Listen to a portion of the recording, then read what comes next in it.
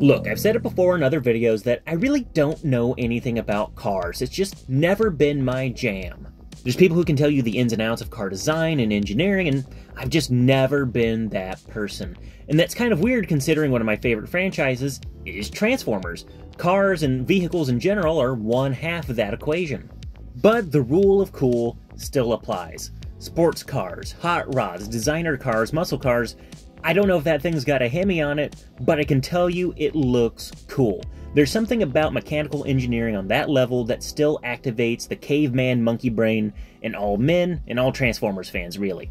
And the king of the road truly is the semi-truck, the convoy, if you will. If these things weren't cool, George Miller wouldn't have spent 40 years making movies all about them. And of course, the icon of the Transformers franchise, Optimus Prime, started life in 1984 as a cab-over engine semi-truck. It's been ingrained into the DNA of the franchise since day one. The original 1984 Optimus Prime toy was a classic 1970s-style cab-over engine, flat-nose semi-truck. Very utilitarian, very friendly, it fit the stalwart, brave, heroic leader of the Autobots. But by the mid-90s, it was a little outdated, maybe even a little too straight-edge. So in 1995, Optimus Prime was updated as Laser Optimus Prime, a Western Star, long-nose tanker. And I'd be remiss if I didn't mention the fact that Western Star is a company based out of Portland, Oregon. That's right, baby, there's a Northwest connection to everything. The Generation 2 Laser Optimus Prime in general just has a much more aggressive and combative aesthetic to him, especially when compared to the 1984 original. G2 Prime sold extremely well, so much so that every few years, Hasbro and Takara would dust it off for a new repaint. Most notably, this figure would be repainted as Scourge from Transformers Robots in Disguise, also known as Black Convoy in Japan's Car Robots toy line. And Japan would repaint the figure once more as Ultra Magnus, and then reissue the original Laser Prime as late as 2006. This thing was popular.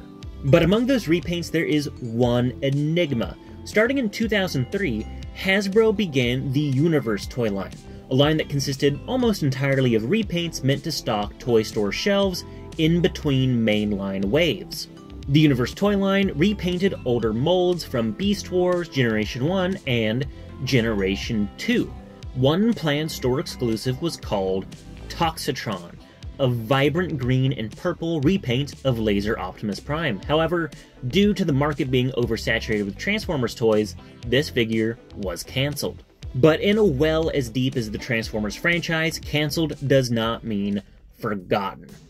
Released nearly 20 years after it was first conceptualized, this is Generation's Legacy Toxitron, a repaint of the Legacy Generation 2 Optimus Prime, because what else would it be? It's like poetry, it rhymes. Toxitron is a bright, eye-searing neon green with gloss black accents, purple highlights, and some touches of neon Nickelodeon GAC orange. Now, considering it's bright green and purple, one would be tempted to say that it is a try-hard Joker knockoff. I'm the Joker, baby! While this thing is indeed cartoonish in its color palette, it is eye-catching and has a commanding presence, demanding your attention, much like the Decotora of Japan or the war rigs of Mad Max. But considering it's an oil tanker, it has much more of an industrial presence, looking like it'll give you radiation poisoning by standing too close to it. So what does this tanker haul? Toxic waste? Aqua Cola? Gasoline? None of the above. It hauls absolutely nothing. Crack open the oil tanker and it turns into a very weak base, in homage to the original Generation 2 toys' functions. The original G2 toys trailer turned into a base with light-up functions, a foam missile launcher, and a disc launcher. This one has a little grabby claw and a turret. It's not much, but I guess it's just nice to have in general. But let's be fair, we're not here for base modes, we're here for robot modes, and Toxitron strikes an impressing and imposing stance. As mentioned before, the original G2 Laser Prime is a much more combative and aggressive take on Optimus Prime, and that carries over and is emphasized tenfold when given a Decepticon repaint. While Scourge and Black Convoy go for the tall, dark, and brooding look, Toxitron's garish green deco is no less menacing. When it comes to accessories, Toxitron includes a bright, translucent, neon green sword. It has a lot of very nice sculpted detail, and it's probably his best accessory. He also includes this double-headed axe, which, while it's sculpted very nicely, has zero definition, so it just looks like a big green lollipop. And with their powers combined, they can form a very long sword. The axe in general is just very unflattering and makes anything it's combined with much weaker. This was part of the Evo fusion gimmick that Hasbro tried to push, but all of those are just very half-baked. Now, Toxitron does have a couple of more interesting little gimmicks built in. The large shoulder pylons can open up to reveal a whole bunch of clear plastic missile spam. Considering a lot of Transformers are essentially built for war, it's always cool to see sculpted in details like missiles, guns, and gadgets hiding in plain sight. And seeing as Toxitron is a repaint of an Optimus Prime toy, that means if you flip open the chest, he has a matrix. The matrix is cast in a sparkly, semi-translucent orange plastic. And considering that the chest is molded in purple translucent plastic, when you flip it up, it has a bit of a mood lighting effect. Honestly, just because it's an interesting colorway, it's a really fun accessory to have, even if it adds absolutely nothing to the character or figure. And lastly, you can remove the double-barreled cannon from the trailer and give it to Toxitron as a hand cannon. It's a little flat and kind of looks like he's holding a manhole cover, but you know, it's okay, honestly.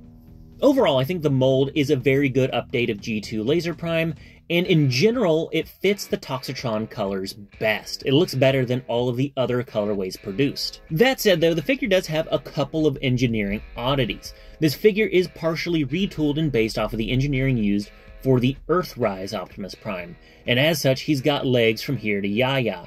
It means he's got great articulation, but he looks a little spindly at some angles. What's a little less forgivable is the engineering on the shoulders. See, the original Generation 2 Laser Optimus Prime had the entire shoulder pylon and arm moved together, whereas the Legacy mold has the shoulder sit at a much more natural position and the pylon portion sit over it.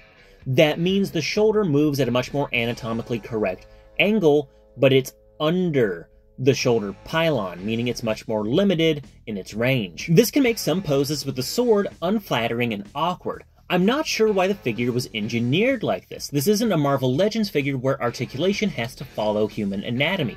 Transformers are robots, after all. You can get away with some engineering changes. Despite this though, Toxitron is still a very impressive figure, and I love the fact that Hasbro has been revisiting these strange and cancelled concepts from years past. And even though it's about 20 years of engineering difference, he does fit in well with the original 2003 universe repaints. So what universe does Toxitron hail from?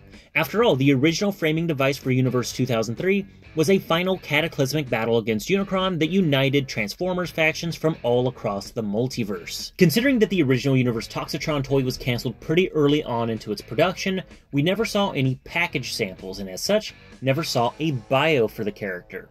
Now, to be perfectly honest, when it comes to toy-only repaint characters, Hasbro isn't the most creative when it comes to bios. So I imagine if anything was written, it would be something along the lines of a King of the Road type, you know, a Warrior of the Wastes, an Ayatollah Rock'n'Rolla. You know, basic big rig bad guy kind of stuff. But considering that Toxitron is a very eye-catching and memorable cancelled figure, he's had a lot of mystique around him, and as such, other avenues of Transformers have explored the character. Most notably, Fun Publications really took the reins on Toxitron. Originally, they wanted to release the 2003 Toxitron figure after hearing of its cancellation, but were told no by Hasbro. For BotCon 2011, Fun Publications produced the Stunticon Job, a Transformers animated themed box set, and the souvenir figure for that year was a repaint of Transformers animated Optimus Prime as Toxitron. And animated Toxitron's personality is based off of a DC character. No, not the Joker. Yeah, that's not funny. Okay, I'm sorry. But instead, Bizarro, the backward-speaking, hulkish brute doppelganger of Superman.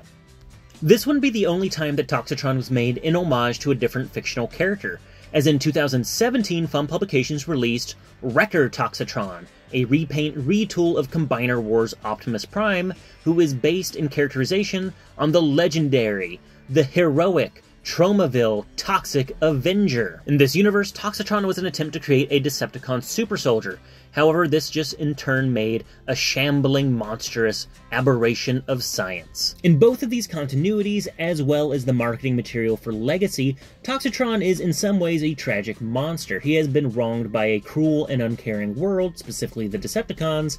However, he is looking to wreak vengeance upon it indiscriminately. And the fact that he looks like the heroic leader of the Autobots, Optimus Prime, is another cruel cosmic joke on him. So I guess in some ways he is a clown. Meanwhile, at the Joker's hideout. So, they laugh at my boner, will they? I'll show them. I'll show them how many boners the Joker can make. Well, clown or whole goddamn circus, it really doesn't matter. Toxitron is still a very imposing and interesting presence. It has a bright, eye-catching color scheme, and it's always nice to add another big-rigged diesel to the Decepticons. Though, personally speaking, I would like to see Toxitron in fiction as less of a monster and much more of a warlord, another road warrior not unlike Lord Humongous or Immortan Joe, leading his own band of roving warriors across the wastelands of Cybertron.